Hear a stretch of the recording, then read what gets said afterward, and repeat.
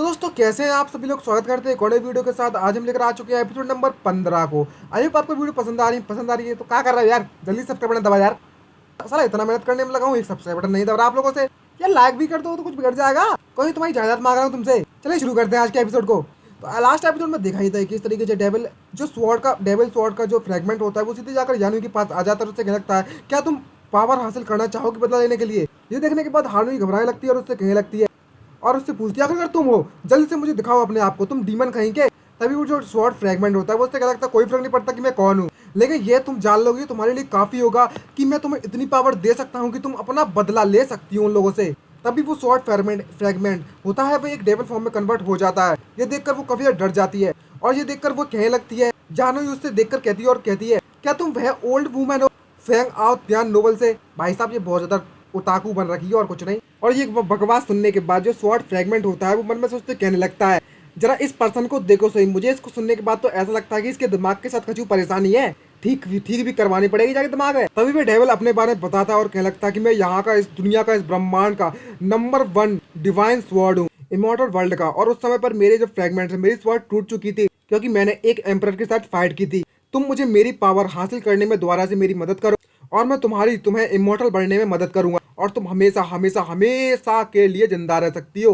ये बात सुनने के बाद यानू उससे कहने लगती है कुछ भी हो ओल्ड जीयू, मैं भी तुम्हारे साथ इमॉर्टलिटी प्रैक्टिस करना चाहती हूँ और मैं भी पावरफुल बनना चाहती हूँ।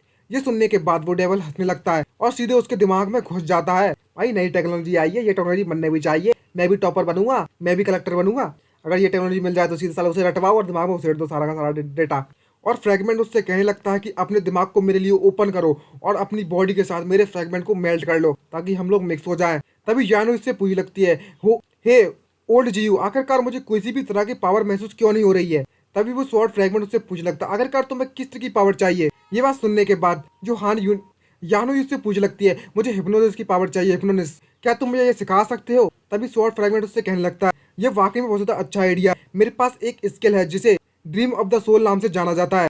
तभी यानहुई के सपने में क्या आता है पता है, क्या सोच रही होती है इस समय पर इस पावर का इस्तेमाल करते हुए कि किस तरीके से ये लिनमो के साथ वो कर सके टपा टप टपा टप। और हिप्नोसिस का नाम सुनने के बाद भाई साहब क्या ख्याली पुलाव पका रही है, क्या ख्याली पुलाव। पूरा का पूरा शरीर कदई रोमटे रोमटे खड़े हो गए, सारे के सारे हार्मोन एक्टिवेट हो गए और मुंह से लार टपक रही है लिनमो की सोचते हुए। और ये सब देखने के बाद डेविल तो भाई कतई कंफ्यूज हो जाता है कि आखिरकार इसके दिमाग में भरा क्या है। तभी हमें लिनमो को दिखाया जाता है जो कि टैक्सी लेकर अपने घर पर जा रहा है और जाते हुए मन में सोचते कह लगता है मैं इस बात की उम्मीद करता हूँ जो आप बची कुछ साइकिल पावर का इस्तेमाल कर मैंने जो डॉल उसके घर में छोड़ी थी वो किसी बेमतलब में ना चली जाए। जाओ यूतांग, मैं तुम्हारा सीक्रेट जो छुपा हुआ है वह जानना चाहता हूँ और उसका पता जरूर लगा कर रहूंगा।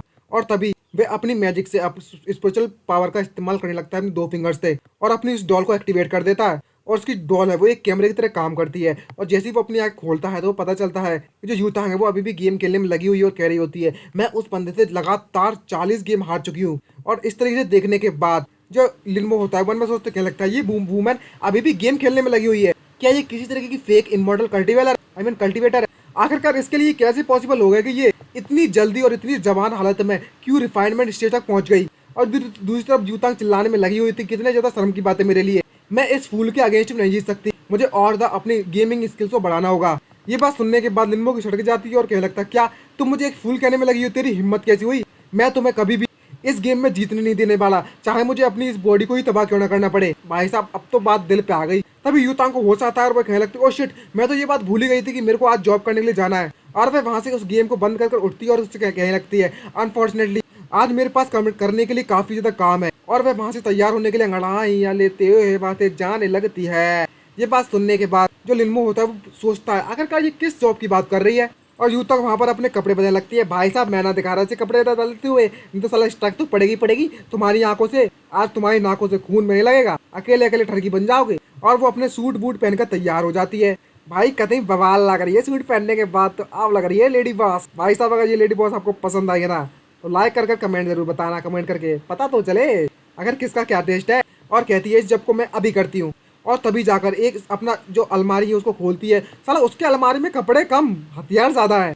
जरा देखो जी उसमें बॉम्ब रखे हुए हैं, फ्लैश बॉम्ब रखे हैं, तलवार रखी हुई है और न जाने बंदूक M4 M16 सब कुछ रखा है, स्कारल तक रखी है। और ये सब देखने के बाद लिन मन में सोचते क्या लगता है, मुझे पता है कि जो स्पिरिट टूल्स है और इसमें तालिस्मन की जो क्वालिटी है वो बहुत ज़्यादा मीडियम है, लेकिन इस दुनिया में ये सब काफ़ी ज़्यादा रेयर है। और तभी लिनमो ये देखता है कि वह वहाँ से जाने लगती है और फुल स्पीड भागना चालू कर देता है और सीधे जंप मारकर हमारे युतांग के पिछवाड़े में चिपक जाता है। भाई कुछ ठीक नहीं लग रहा यहाँ, समझ रहे हो गाइस, समझ रहे हो? पिछवाड़े में चिपक गया, बाल थोड़ा इधर उधर हो गया ना, 19-20 भी हो गई तो चिपकने की जगह पर घुस जाएगा। तो समझ रहे हो गाइस, थोड़ा 18+ नहीं हो गया? लेकिन भाई लिनमो को क्या फर्क पड़ता है और क्या लगता है मैं इसे फॉलो करूँगा। तो मैं इस बात को लेकर श्योर हूँ कि मुझे कुछ ना कुछ तो पता जरूर चल जाएगा इसके बारे में। तभी यूतांग किसी जगह पर पहुंच जाती है, एक बड़े से महल में, और जाते मन में सोचते कह लगती है आखिरकार इस हेलमेट है अभी भी किस तरीके से शैम्पू लगाता है वो फेट का, क्या स्मेल आ रही है भाई साहब, ये ठगी हो चुकी है, एकदम परवट हो चुकी है भाई, स्मेल लेने में लगी हुई है अभी भी लिनमो के बालों की, ऐसी क्या खुशबू आ रही है। और कह लगती है आखिरकार ये कैसे पॉसिबल हो सकता है कि ये बंदा इतना ज़्यादा अच्छा स्मेल मार रहा है। अब तो इसको ऐसा देखकर ऐसा महसूस होता है कि ये हेलमेट उस बंदे का है ना कि मेरा।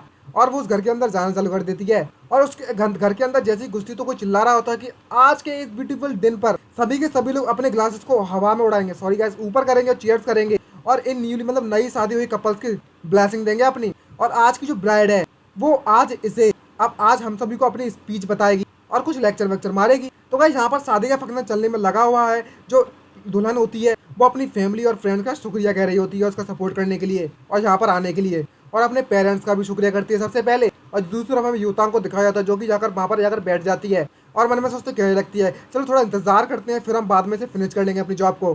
तभी कुछ समय बाद का सीन, यहाँ पर जो लड़की जो पहले बात कर रही होती है वो कह रही होती है कि आज से मैं लिनियो और जियो को ऑफिशियली वेडिंग सेरेमनी के लिए बधाई देती हूँ, आज तुम दोनों लुगाई लुगाई हो, आज से तुम उसकी लुगाई बन गई हो, समझ में आया?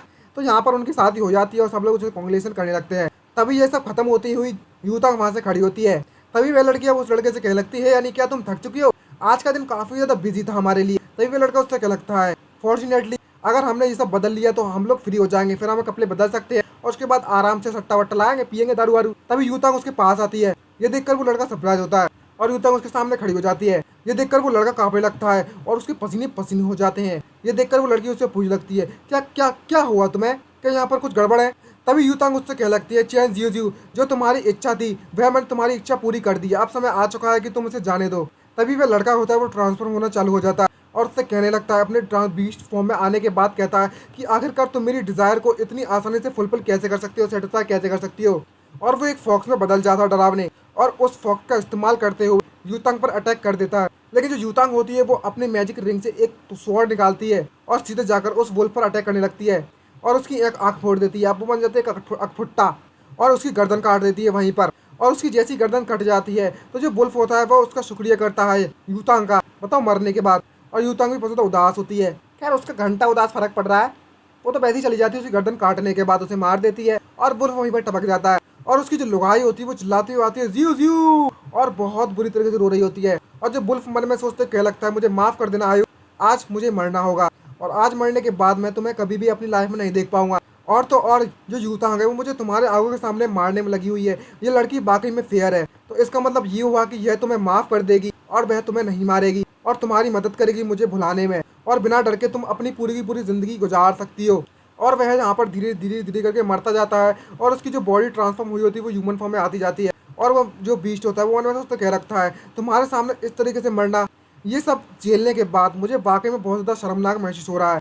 और तभी जो लड़की होती है वो चिल्ला चिल्ला कर कह रही होती तुमने इसे मार दिया, तुमने इसे मार दिया। और यहाँ पर वो वुल्फ वहीं पर मारा जाता है और वो चिल्ला कर कह रही थी पुलिस को बुलाओ, एम्बुलेंस को बुलाओ। और वो लड़की कहीं बौखला जाती है और कह रही थी युतांग से मैं तुम्हें यहीं पर जिंदा गाड़ दूंगी। तभी युतांग उससे कहने लगती है तुम अपने हस्बैंड को नहीं जानती हो, यह एक फॉक्स ब्रीड का है, इसके जो सेंसेस हैं दूसरे शब्दों में कहा जाए तो ये वुमेन्स की एनर्जी को एब्जॉर्ब करने में एक्सपीरियंस स्पेशलाइज है और सारी की सारी लड़कियों को अपने वाइफ में बदल देता है और बाद में उनकी ये एनर्जी को एब्जॉर्ब कर लेता है। और सभी के सभी जितने भी इसके विक्टिम्स हैं वो उनकी मौत बहुत ज़्यादा बुरी तरीके से हुई है।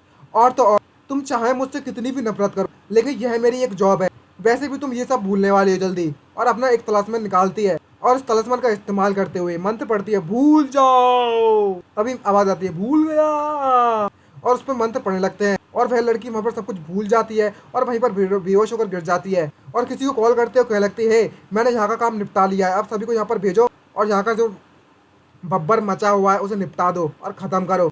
और वहाँ से जाने लगती है। तभी लिनमो की जो डॉल थी वो नीचे टपक जाती है और उसकी तरफ भागते हो जाती है और उसको देखता है और कहने लगता है कि यह तो एक सेफ शिफ्टर फॉक्स है, अगर मैं इसको जिंदा कर दूं तो ये हमारे लिए काफ़ी ज़्यादा यूजफुल होने वाला आगे चलकर। और इसी के साथ हमारे ये एपिसोड समाप्त होता है। आई होप आपको वीडियोस पसंद आई होगी, पसंद आई है तो लाइक एंड सब्सक्राइब करना मत भूलिएगा। मिलते हैं नेक्स्ट वीडियो में, आज के लिए था बाय बाय, सी यू नारा, साइनिंग आउट।